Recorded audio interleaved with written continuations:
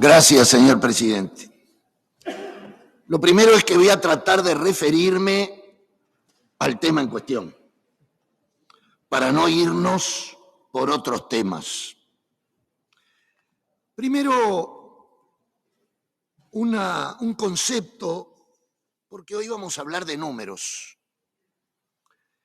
El estancamiento de la economía no se explica únicamente como consecuencia de una gestión mal lograda o bien lograda, sino que debe ser entendida como el resultado de la incapacidad, a mi juicio, de nuestra matriz productiva y de inserción internacional de sobrellevar una etapa sin impulso de los commodities. ¿Qué quiero decir con esto?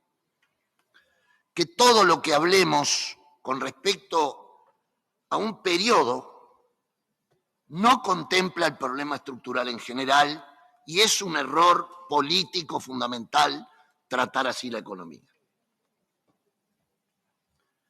La presentación de la rendición de cuentas marca la última instancia de un periodo para hacer un balance del estado de situación del país y de paso vemos los pilares donde se apoya no la economía de la coalición de gobierno ni del Frente Amplio, la economía uruguaya.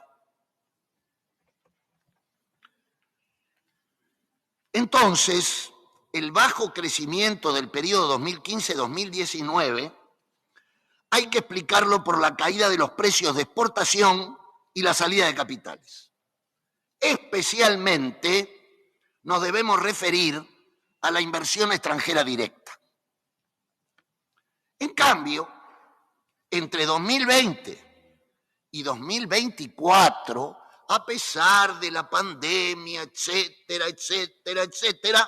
mejoraron notablemente los precios de exportación, con picos récord en 2021 y 2022. Y se reactivaron los flujos del capital financiero.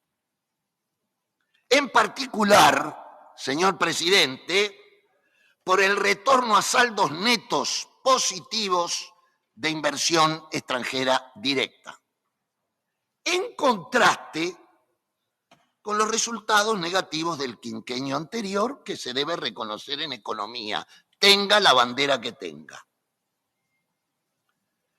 Pese al impacto que nadie puede negar, negativo, de la pandemia y la sequía, dos eventos externos impactaron negativamente sobre el proceso económico.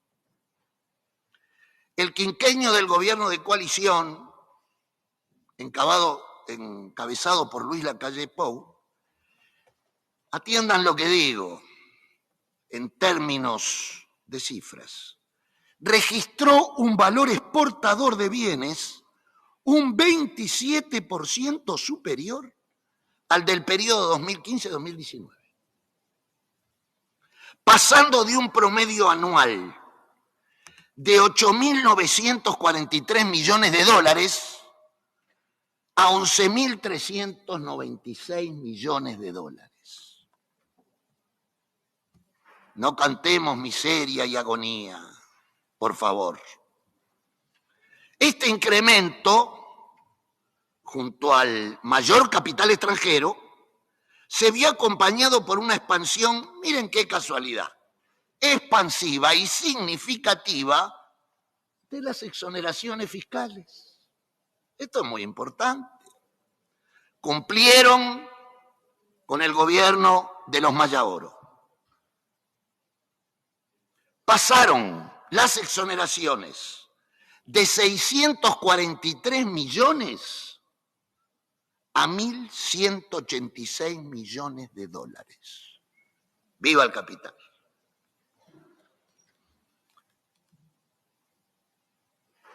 Totalizando una renuncia fiscal cercana a los 2.300 millones de dólares, casi el 3% del PBI. Son números cantantes y sonantes.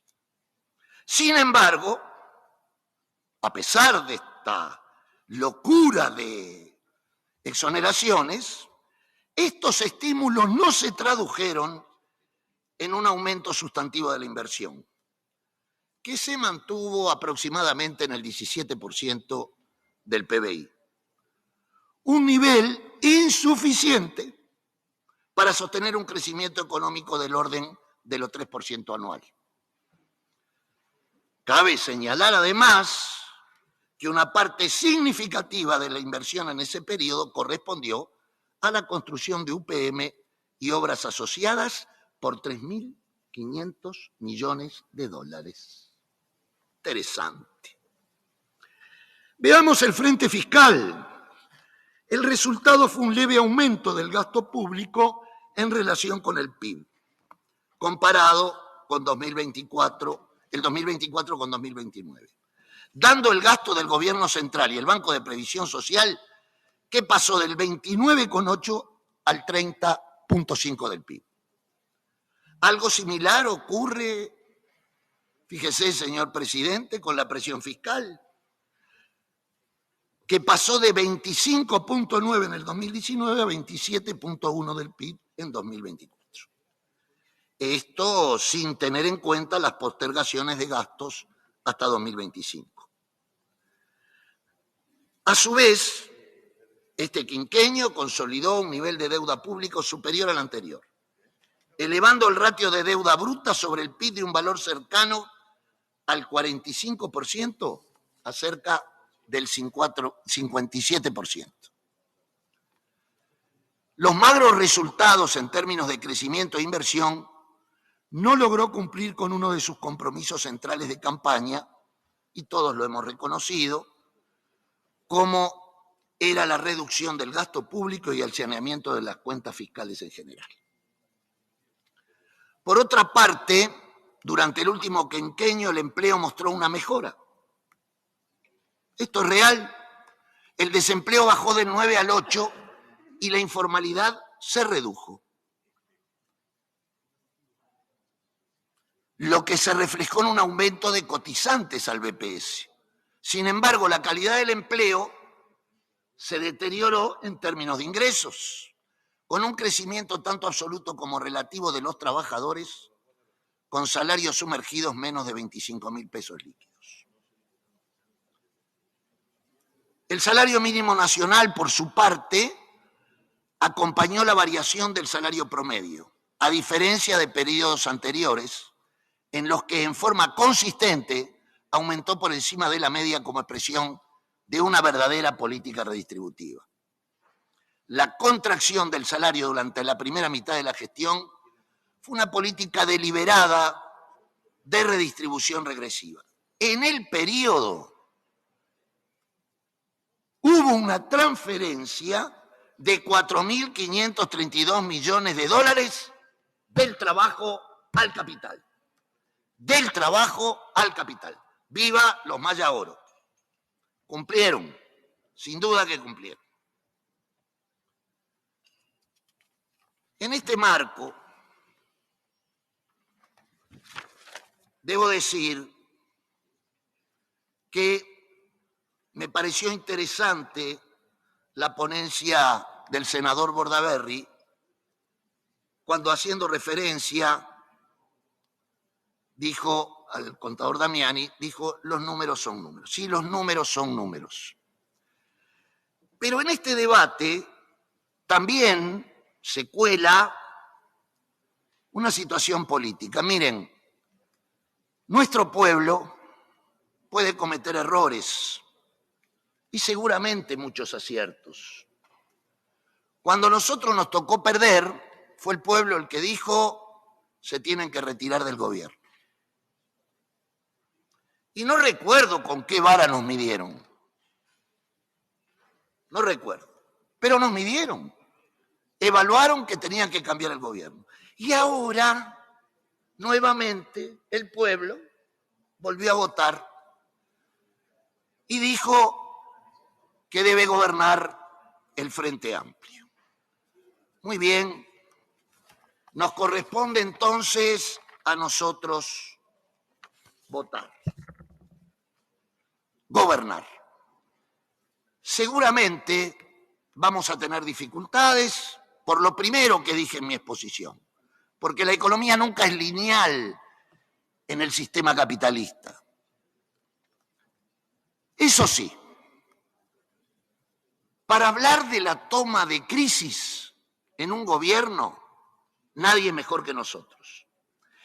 Y no es por casualidad que marqué con rosado lo que acabo de exponer. Porque si hubo, señor presidente, la peor crisis de los últimos 70 años de este país, fue la del 2000 y 2002. Y salimos. No fue por obra y gracia, vaya a saber de quién. Salimos. Entonces, cuando me hablan ahora de crisis, a nosotros no. Nosotros agarramos aquel país y lo levantamos. Sin duda que lo levantamos. Ahora vamos a agarrar esto y quiero dejarlo claro, sobre todo por respeto a los senadores de la oposición. Nunca me van a escuchar a mí decir no vamos a poder hacer tal cosa porque me dejaron una herencia maldita. De ninguna manera. Nosotros hicimos promesas electorales y debemos de cumplir. A como dé lugar.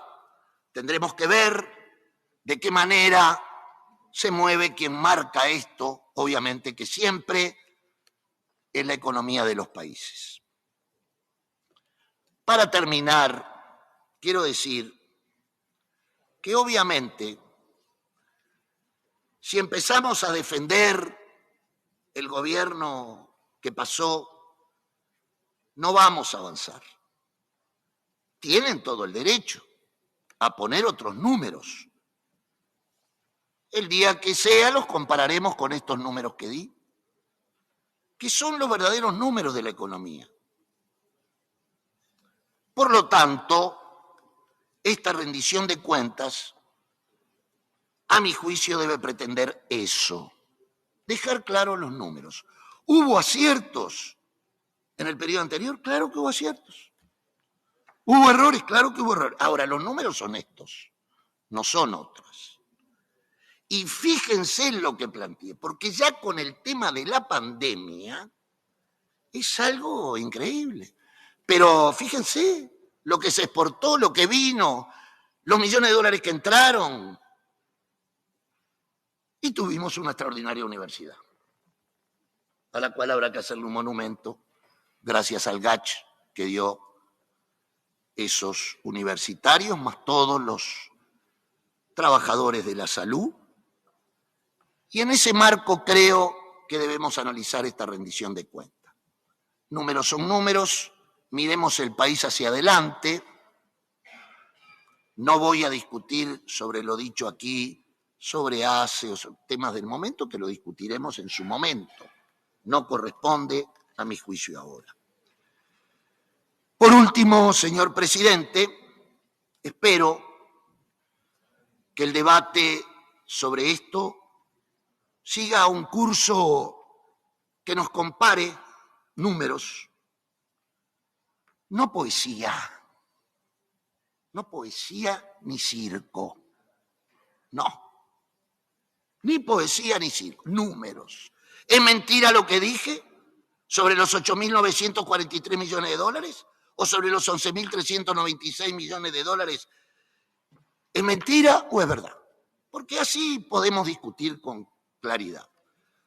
Yo lamento la mortificación que planteó el senador Da Silva, pero lo considero honesto que diga eso.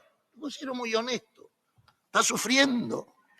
Esperemos darte el antídoto que tú pediste, que es que haya más trabajo, porque no te puedo ver sufrir. Gracias, señor presidente. Y el que tiene uso de la palabra en este momento es el senador Gustavo González. Voy a ser muy breve ya. Estaba hablando de economía, se habló de cómo agarró la coalición el gobierno, y tiene derecho, y yo tengo todo el derecho, hablando de economía, a hablar de la peor crisis del país. ¿Está bien? Perfecto, estoy de acuerdo con Bianchi y con Da Silva. Quiero terminar diciendo lo siguiente, porque no puedo dejar de felicitar una vez más al movimiento sindical uruguayo, y voy a decirlo por qué. Porque en dos momentos tan duros del país, uno fue la crisis del 2002, la madurez del movimiento sindical fue extraordinaria. Igual que lo demostrado cuando el aumento salarial del periodo de la coalición, con la cláusula puente, que todo el movimiento sindical hizo acuerdo. Por lo tanto, termino diciendo, bienvenido el debate democrático, y bueno, no esperaba felicitar nuevamente a nuestro querido movimiento sindical. Gracias, señor presidente.